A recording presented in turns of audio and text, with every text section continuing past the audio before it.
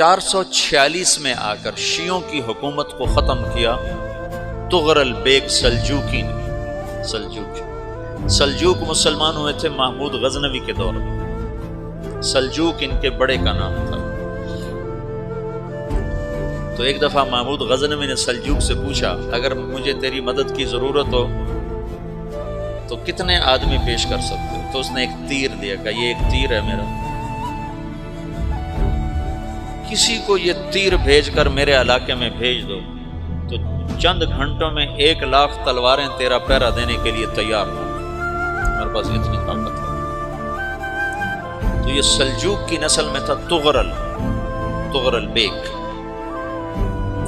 اللہ تعالیٰ نے جب عرب زوال کا شکار ہو گئے اور ضعف کا شکار ہو گئے، جیسے بڑھاپے کا کوئی علاج نہیں، جب قوموں پہ زوال آتا ہے تو اس کا بھی کوئی علاج نہیں، پھر اور قوم کو جگہ ملتی ہے۔ جیسے بڑھاپا ایک فرد پہ آتا ہے، ایسے بڑھاپا قوم پہ آتا ہے۔ قوم کا بڑھاپا جوانی میں نہیں لوٹ سکتا، جیسے فرد کا بڑھاپا جوانی کی طرف نہیں لوٹ سکتا، قوم کا بڑھاپا جوانی کی طرف نہیں لوٹ سکتا۔ کوئی علاج نہیں، نئی نسل کا آنا ہی علاج ہے۔ تو عرب دھل چکے تھے، 600 سال بہت ہوتے ہیں حکومت کو، اپنی صفات گم کر چکے تھے، اب نئے خون کی ضرورت تھی۔ طغرل بیگ پہلا شخص تھا جس نے آ کر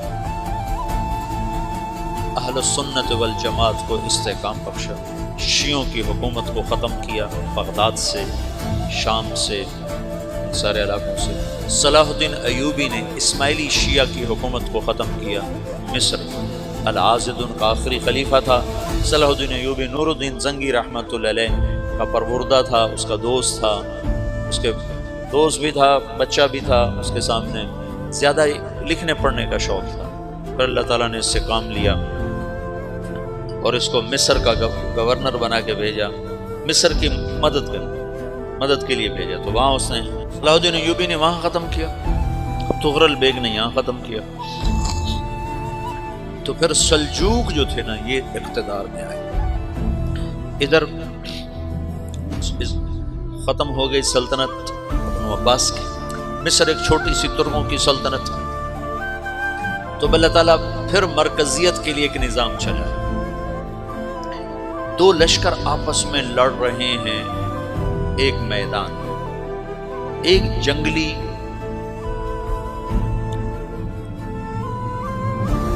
بدوؤں کا قافلہ، جنگل کے لوگ اپنے قبیلے کو لے کر، ایک جنگلی قبیلہ اپنے سردار کے ساتھ نقل مکانی کر رہا ہے ایک جگہ سے دوسری جگہ۔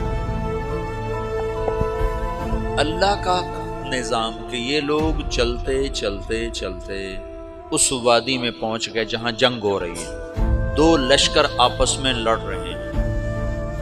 جب یہ وہاں پہنچتے ہیں تو ایک لشکر کے قدم اکھڑ رہے ہیں اور دوسرا غالب آ رہا ہے۔ ان کو نہیں پتا شکست کھانے والے کون ہیں اور فتح پانے والے کون، ان کو نہیں پتا۔ اس جنگلی قبیلے کے سردار کا نام بھی طغرل ہے، طغرل۔ تو یہ سردار کہتا ہے جو شکست کھا رہے ہیں ان کی مدد کرو، کچھ پتہ نہیں کون ہے، کہتا جو شکست کھا رہے ہیں ان کی مدد کرو۔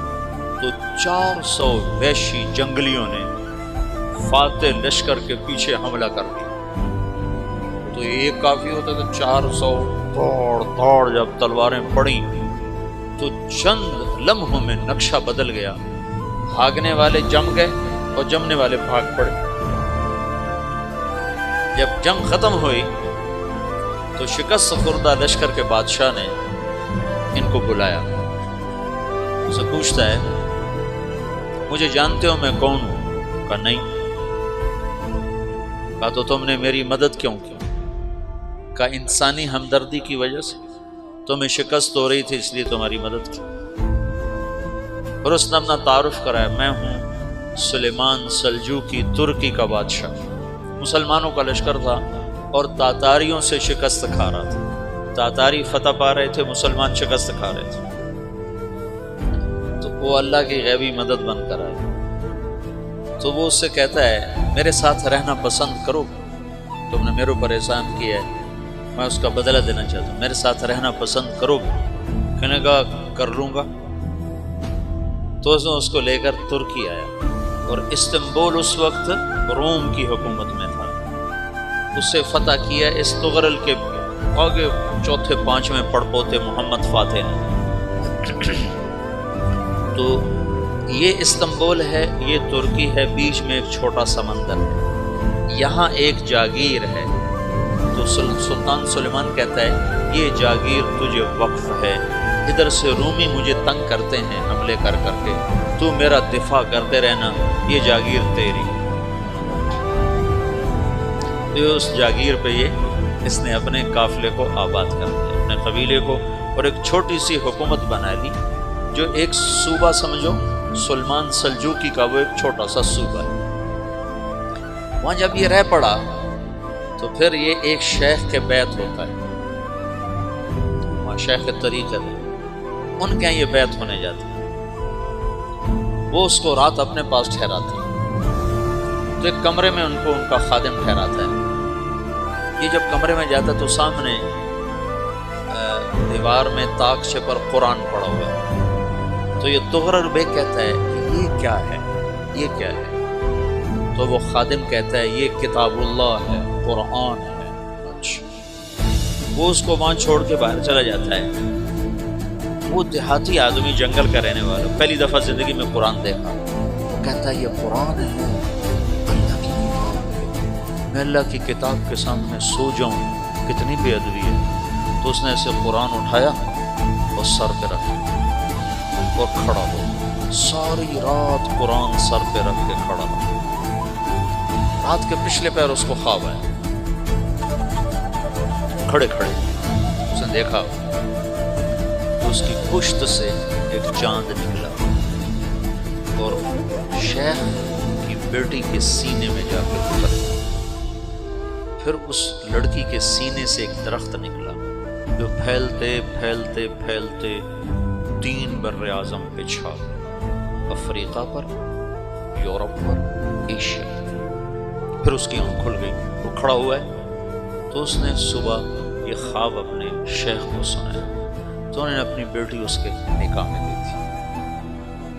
اس بیٹی سے ایک بچہ پیدا ہوا، تغرل بیگ نے اس کا نام رکھا عثمان، عثمانی ترک نام سنا ہوا، جو میں نے کل بتایا تھا کہ 1924 میں وہ خلافت ختم ہوئی۔ تو ایک بیٹا پیدا ہوا عثمان۔ عثمان نے پھر ایک نئی اسلامی حکومت کی بنیاد رکھی جو 1924 تک چلتی رہی، کوئی 800 سال یہ حکومت چلی۔ تو حکومت کا شیرازہ بکھرا، لیکن پھر جڑ جاتا تھا، اور وہ قرن اول والا جوڑ کبھی نہ پیدا ہوا، ٹکڑے بن گئے۔ ان ٹکڑوں میں اللہ لوگ پیدا کرتا رہا جو دعوت دیتے رہے، دعوت زندہ رہی۔ جو تربیت کا نظام تصوف کے ساتھ تھا، اب وہ تبلیغ کے ساتھ